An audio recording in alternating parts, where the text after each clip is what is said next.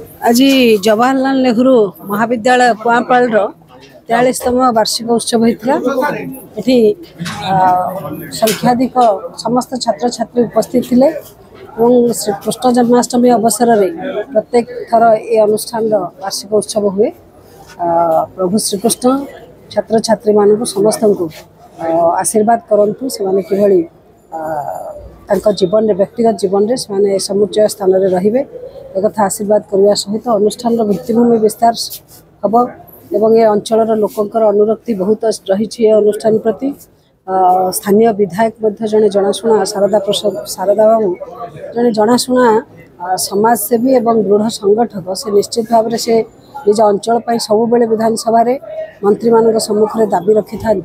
कर कमल अनुष्ठान निश्चित भाव में शिक्षा भित्तिभूमि को आहरी अधिक सुदृढ़ कर सहायक हम बोली विश्वास मोर। आज अनुष्ठान को आसिक महंगा माटी को आसिक बहुत गर्वित अनुभव कर। आज पवित्र जन्माष्टमी उत्सव में श्रीकृष्ण का जन्म श्रीकृष्ण जमती धरापृष्ठ जन्म नेले दुष्ट को ये नाश करने यही पवित्र उत्सव में बहु महापुरुष मैंने एटी गोटे शिक्षानुष्ठान निर्माण कले ए अंचल दुष्ट लोक को नाश करने तेणुकर जो महापुरुष मैंने स्वर्गत विक्रम केशरी वर्मा नेतृत्व में ए ट्रेनिंग कॉलेज रु महाविद्यालय को परिचालना करेले जहाँफल पाखापाखि 30,000 युव छात्र मैंने आम अंचल पाठ पढ़ी शिक्षित होती। आज प्रथमे मुझे महापुरुषों